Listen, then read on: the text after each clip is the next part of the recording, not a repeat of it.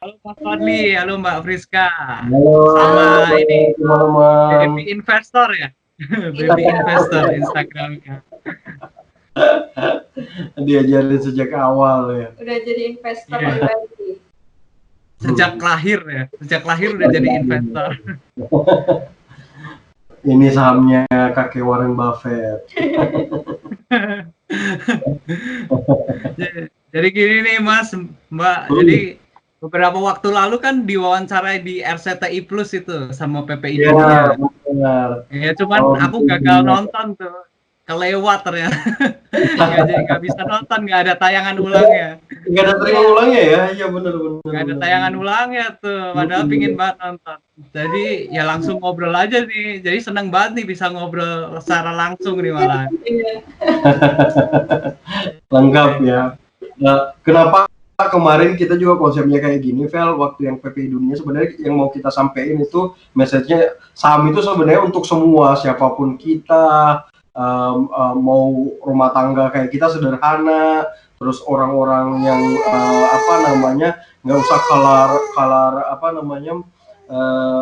eksekutif muda apa segala macam itu bisa investasi saham gitu ininya. Di pasar modal karena mulai dari 100.000 sebenarnya semua orang sudah bisa mulai investasi saham. Nah, tinggal ngisi-ngisiin aja sih, itu message yang mau kita sampein sih kemarin, makanya konsepnya lebih ke keluarga. Iya, jadi nggak kan banyak nih pandangan miring soal saham gitu kan. Ada yang mengira saham itu judi, ada yang ngira saham itu eksklusif buat orang-orang kaya aja gitu. Betul. Ya sebenarnya saham itu kita gitu ya. Iya sebenarnya kan nggak terlalu rumit kan Mas, semua orang bisa belajar lah. Semua orang bisa belajar dan tiap hari kita pakai produk dan jasa yang perusahaan-perusahaannya ada di pasar modal itu. Itu sih yang message. Mungkin kursi yang kita pakai, terus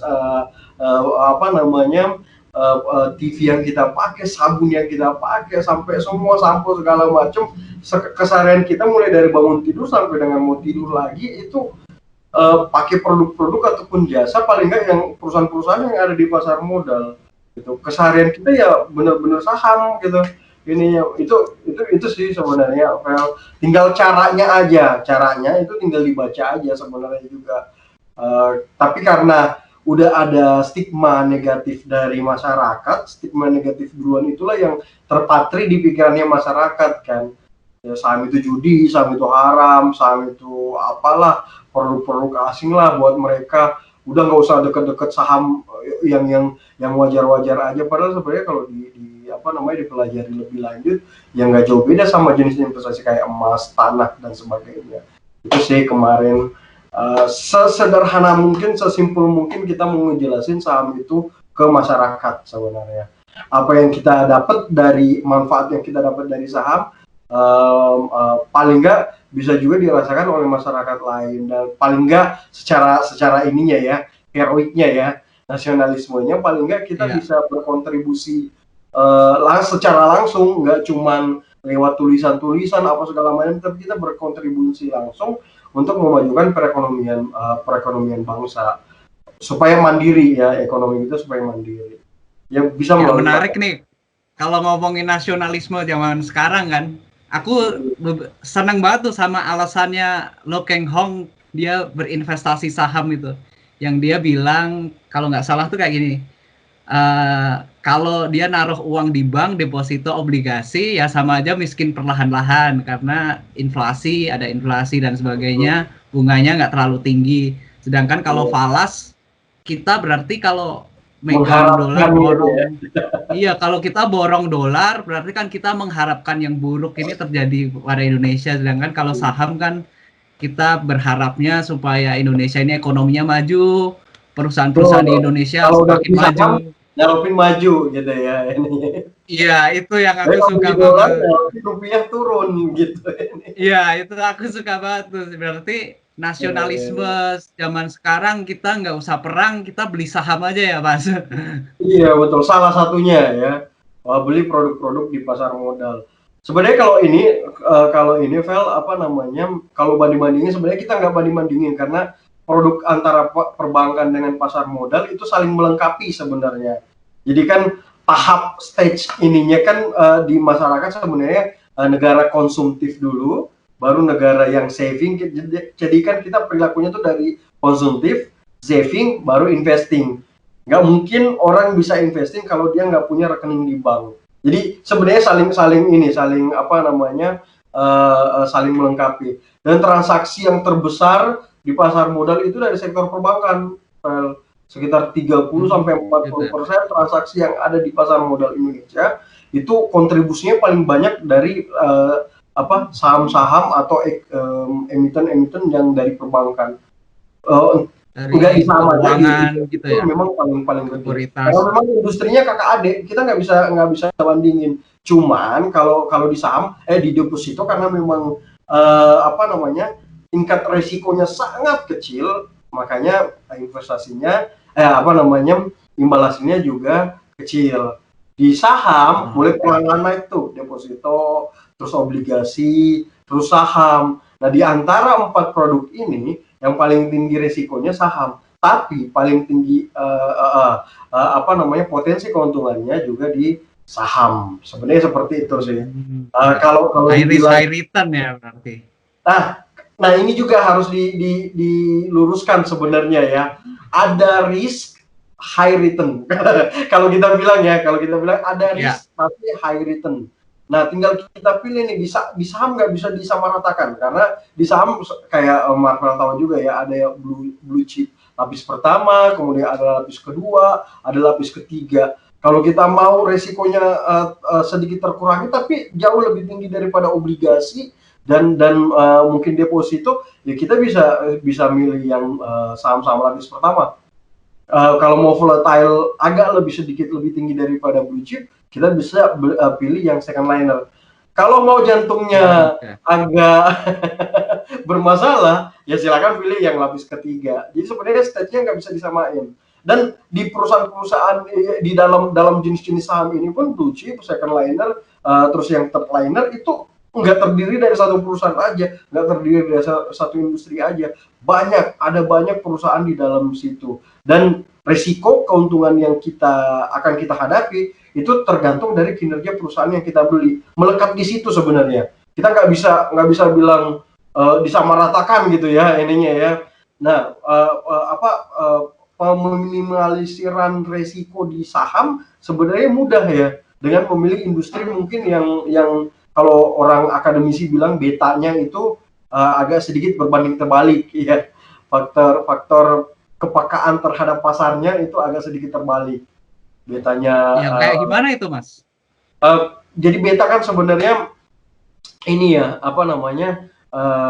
Faktor kepekaan suatu saham terhadap kondisi market. Kalau dia betanya 1, berarti searah. Jadi searah sama market naik dia naik, market turun dia turun gitu ininya. Tapi ada saham-saham yang betanya itu misalnya minus, market turun dia naik, market naik dia turun. Bisa kasarnya kayak gitu kalau di akademisi. Ada betanya yang positif, market naik dia turun gitu. Market naik dia ikut naik lebih kenceng, market turun dia turun lebih kenceng. Sebenarnya ada yang kayak gitu ya di saham. Nah, resiko dari saham-saham ini sebenarnya bisa dikurangi dengan kalau bahasa bukunya kan diversifikasi. Kita diversifikasi antara perusahaan satu dengan yang lainnya, tapi jangan satu industri.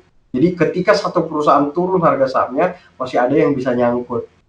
Jadi misalnya lah kita beli satu perusahaan di perbankan, satu perusahaan di consumer goods, perbankan lagi anjlok, consumer goods enggak gitu. Atau yang betanya sama sekali jauh banget antara tambang sama mungkin consumer goods, ya kan, apa namanya tambang volatile banget, consumer goods enggak terlalu volatile. Mungkin kayak gitu ininya apa namanya pemilihan perusahaannya supaya untuk minimalisir resiko yang ada di portofolio kita.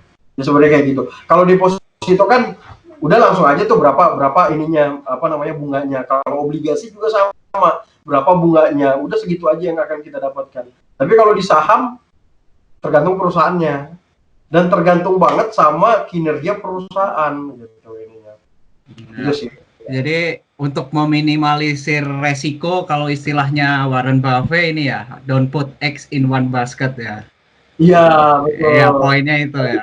Dia pernah ngomong juga, put apa namanya, all your eggs in one basket, but watch that apa basket very careful.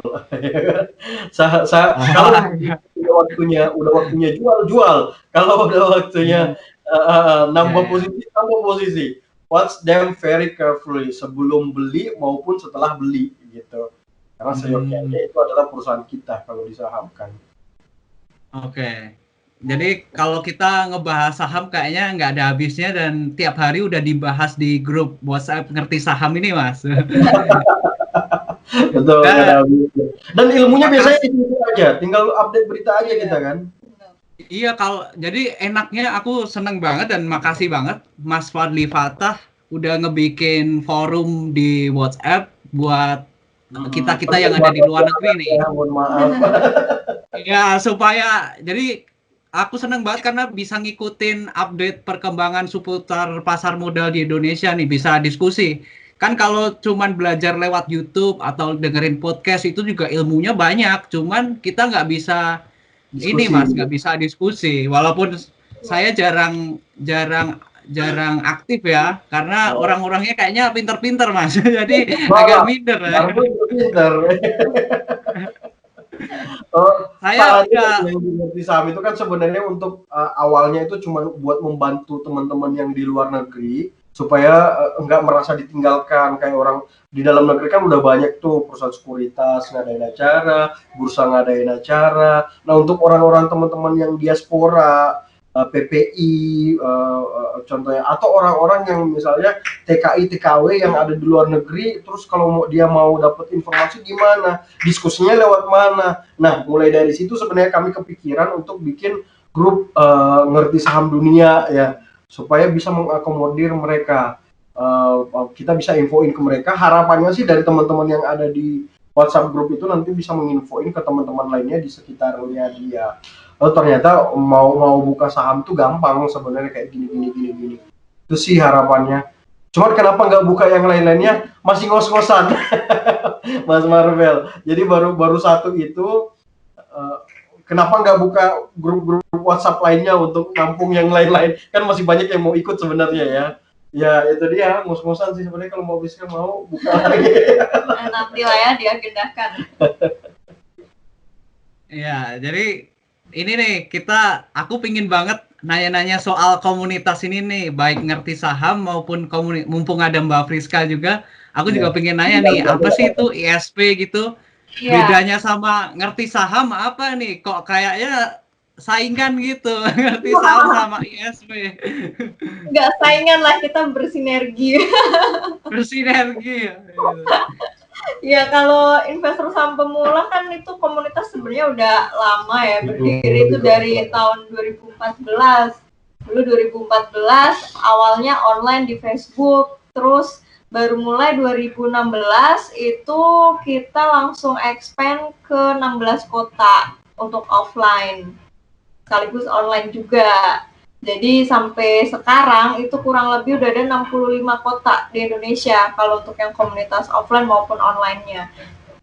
Jadi di masing-masing daerah mereka ada grup WA di kotanya masing-masing. Ya di Solo pun ada ISP Surakarta gitu, ada grupnya ISP Solo gitu. Jadi untuk mengakomodir masyarakat di wilayahnya masing-masing sehingga merasa nggak sendirian gitu loh. Sesama pemula jadi investor mau belajar mau diskusi ternyata ada banyak sesama peminat gitu, jadi nggak merasa sendirian. Terus bedanya sama ngerti saham apa nih? Nah, kalau ngerti saham saya yang jelasin ya. Kan saya tergabungnya di ngerti saham kan soalnya. Nanti gabung juga lah di ISP Solo. Oh iya boleh. ISP ya. Kenapa? Kenapa Mas? Bisa diulang? Sorry. Nah, jadi sebenarnya gini, Kalau ISP itu awalnya tergerak dari offline ya sebenarnya ya. Online. Jadi dari Online ke offline. online ke offline dan lebih banyak ke offline-nya. Nah kalau untuk si ngerti saham itu lebih ke online sih dan belum ada yang offline-nya sampai dengan saat ini kecuali ngerti saham dunia yang Iya ya. dan itu pun online juga kan ya sebenarnya ya. Iya. Dan apa namanya kalau untuk ngerti saham sendiri sih sebenarnya beranjak dari gini loh, dulu ngeliat kok nggak ada yang ngejelasin pasar modal di mana orang itu bisa ngerti dengan detail. Biasa kalau saya kan kebetulan kerjanya sebagai edukator juga kan, Vel, di salah satu regulator. Terus kok nggak ada ya yang apa namanya, yang pertama yang jelasin dengan sederhana tentang saham di platform media-media. Ada juga paling kita apa namanya nggak komprehensif dari awal sampai dengan apa namanya akhir sampai dengan fundamental teknikal. Ada juga yang ngajarin dasarnya, nanti kalau untuk advance-nya bayar gitu kan ya. Nah beranjak dari keprihatinan itu sebenarnya kita buat ngerti saham. Jadi kita buat yang terutama highlight yang 1 sampai 13 itu kita memang khusus buat untuk orang supaya baca komprehensif dari awal sampai akhir. Karena menurut saya pribadi saham itu nggak bisa dijelasin apa sih saham, pengertiannya bla bla bla atau langsung loncat-loncat ke saham terus gimana cara jual belinya. Harus mulai urut dari awal sampai dengan akhir itu kita harus urutin apa namanya apa sih namanya pengetahuannya supaya bisa dapat semua. Karena kalau loncat-loncat atau sepotong-sepotong takutnya ini ada yang miss. Tahu-taunya langsung trading. Biasanya kan selama ini yang ada teman-teman di mana teman-teman investor waktu kenal saham itu sangat jarang yang investasi dulu, jangka panjang dulu. Pasti langsung trading semua. Ininya yang awal di pikirannya sebelum masuk saham pun orang pikirannya oh itu untuk trading tuh, untuk jual beli jangka pendek. Nah, tapi di ngerti saham kita jelasin bahwa saham itu sebenarnya ya kepemilikan perusahaan secara jangka panjang bisa memberikan manfaat kayak tanah. Tapi ada bursanya. Ada tanah itu ada bursa tanahnya. Nah, saham itu ada bursa sahamnya, ada bursa efek Indonesianya. Kayak yang sederhana kayak gitu sih mau infoinnya dan lebih komprehensif ya edukasi. Waktu awal bikin ngerti saham itu motivasinya apa Mas? Kan Nah, ini kan itu bermanfaat banget nih menurutku. Motivasinya sih awalnya iya. Nah, kebetulan kan saya kerja di salah satu regulator ya, Vel ya. Motivasi sebenarnya sih dan saya kerja sebagai edukator di regulator itu. Nah, awalnya sih pengen ini karena sering kemana-mana itu, tapi kalau seminar kan sehari doang. Dan dalam sehari itu gue pikir sih nggak bakalan bisa secara komprehensif orang tahu tentang pasar modal. Makanya kita buat apa namanya ngerti saham untuk pengetahuan selanjutnya sebenarnya. Jadi dari teman-teman yang diedukasi kalau mau tahu selanjutnya bisa mungkin melalui ini. Takutnya kan kalau yang lain udah beda ini ya, udah beda tujuan ya. Nah, kalau kita kan masih tujuannya edukasi. Nah, pelajarin, ikutin ini, nanti kita ada paling nggak ada yang jelasin di situ untuk selanjutnya. Kemudian ada live-nya, live IG-nya di situ. Nanti kita jelasin lagi lebih lanjut di situ. Bisa gabung, bisa lihat di situ. Ternyata kesini banyak yang nanya-nanya tuh, Vel. Banyak yang baru ikut kan, banyak yang ngetek temennya, nih lu kalau mau belajar. Terus yang teman-temannya itu bilang apa namanya awalnya kayak gimana sih ini, wah ini harus dijelasin dari awal nih kalau gini. Ya udah makanya saya buat yang kami buat yang story highlight 1 sampai 13 itu sebagai basicnya. Gitu. Oh, Jadi iya, iya. nanti, Capek juga ya kalau ngejelasin satu orang, jelasin Betul. satu orang lagi gitu. Berbusa mulut. Iya. Betul. Kalau Mbak Friska sendiri gimana Mbak? Bikin ISP itu awalnya gimana tuh kok bisa sampai kepikiran bikin Ya, komunitas ISP gitu? sebenarnya Kak ISP karena udah dari lama di zaman dulu ya, zaman waktu 2013 2014 itu belum ada sama sekali komunitas saham. Paling mentok pun orang mau belajar harus ke Bursa Efek di zaman itu ya.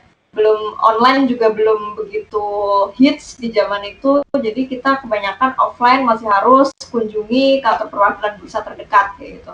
Jadi akhirnya ya kepikiran gimana kalau bikin sebuah komunitas online dulu awalnya kan di Facebook tuh, Facebook group awalnya.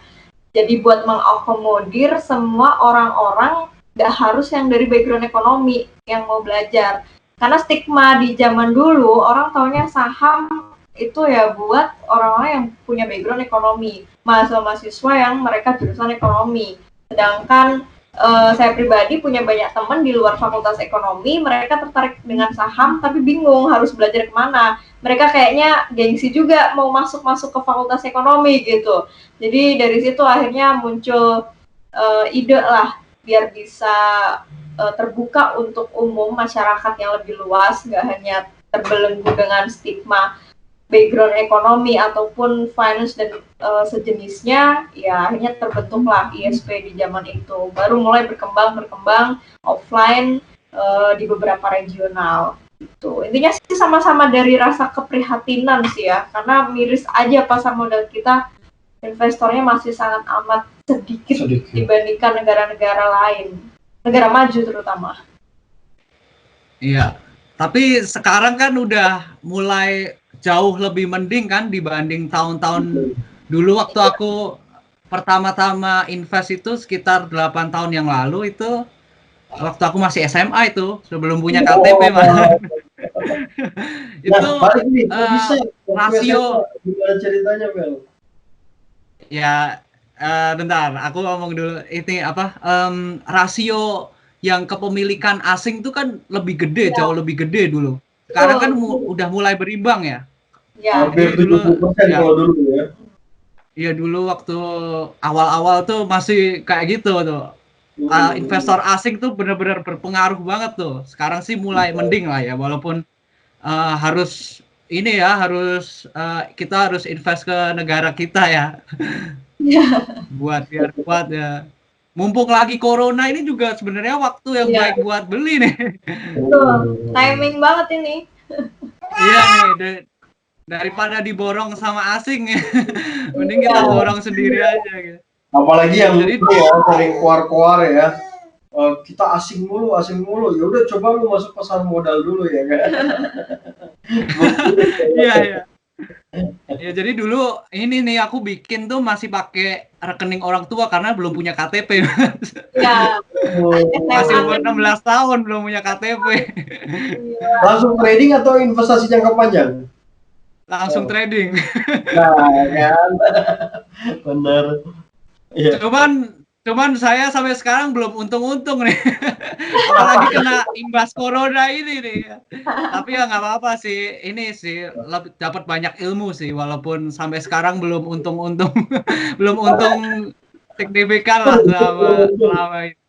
Iya, tapi dapat ilmu banyak yang penting. 8 tahun loh, serius belum pernah untung. Ya untung terus sekarang ada corona ini mulai merugi, maksudnya nggak untung signifikan lah. Maksudnya nggak tiba-tiba jadi kaya raya nggak, Mas. Semua proses ya, Mas. Sebenarnya, Bel. Kalau mau masuk pasar modal, kalau mau mikirnya bisa langsung untung, bisa langsung kaya raya, itu biasanya yang buntung tuh malah. Oh iya, semua proses dikit-dikit lah. Iya benar. Ya, jadi ini anaknya si baby investor ini udah punya akun belum nih. Nanti mau dibikinin akun di umur berapa nih? Ini yang pasti kalau Reksadana udah punya KTP nanti bikin sendiri lah. Tapi reksadana sepertinya udah kalau untuk si Ara ya kecil ya.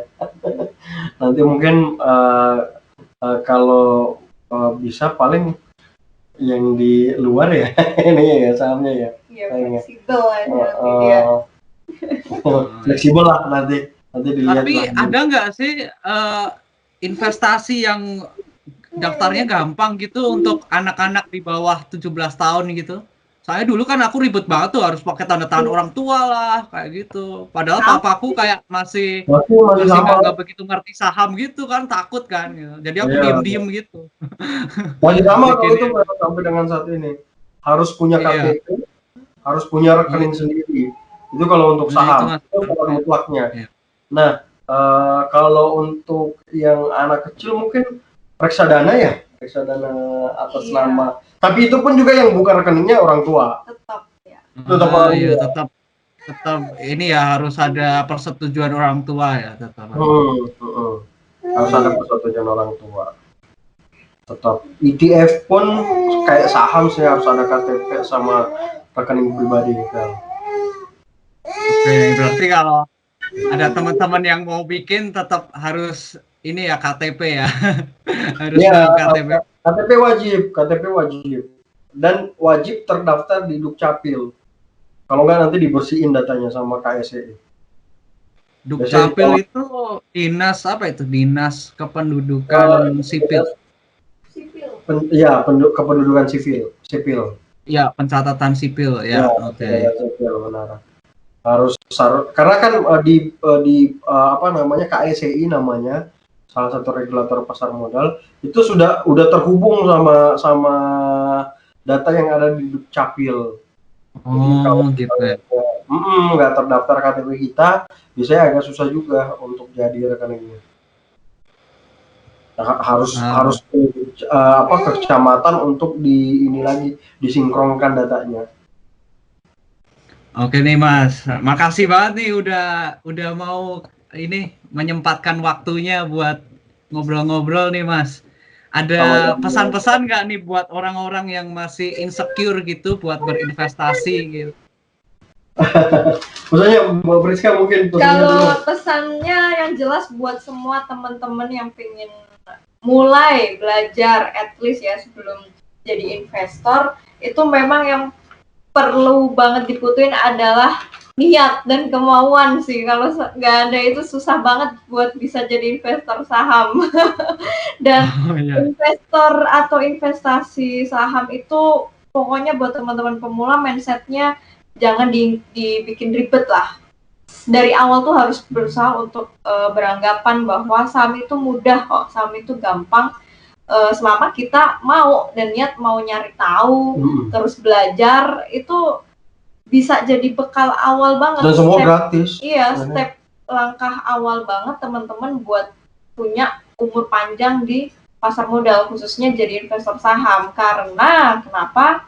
Gak semua orang itu punya umur panjang jadi investor saham ya. Investor tuh rata-rata usianya itu ya yang aku jumpai rata-rata 2-3 tahun ya udah close rekening, close akun gitu. Ada yang bahkan cuma menggebu-gebunya cuma setahun, 2 tahun ya, bahkan kurang dari setahun juga ada. Jadi justru itu yang menjadi tanda tanya besar untuk kita, kenapa banyak investor yang mereka bisa bertahan dan punya umur panjang, tapi banyak juga investor yang paling ya sekelebat bulan, tahun mereka udah bye-bye. Jadi disitulah letak dimana kita harus bisa benar-benar konsisten jadi investor. Selama kita bisa merasakan atau dapetin return yang menurut kita cukup lah dan mau terus belajar evaluasi portofolio dan segala macamnya, itu bisa jadi ini kok bantu kita punya umur panjang jadi investor saham. Jadi teman-teman pokoknya buat pemula semangat terus lah buat belajar sahamnya. Gak ada kata sulit di pasar modal.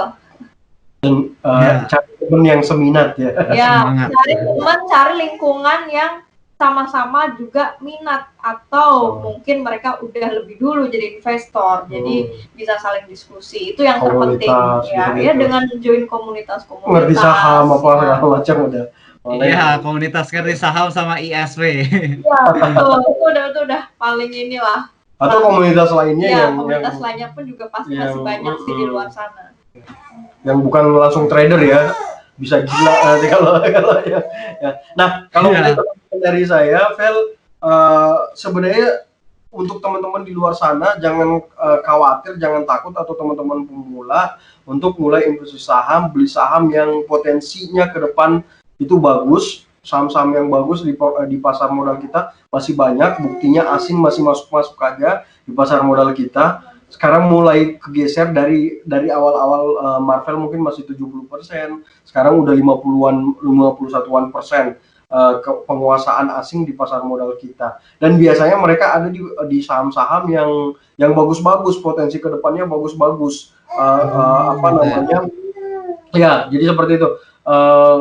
Jangan khawatir, jangan takut. Pasar modal kita masih kecil, ukuran pasar modal kita masih kecil. Masyarakat kita yang tahu tentang pasar modal masih sangat sedikit, masih 0,04%, belum ada 1% dari total seluruh penduduk Indonesia. Kapitalisasinya masih kecil, emitennya juga masih kecil, transaksi hariannya juga masih kecil.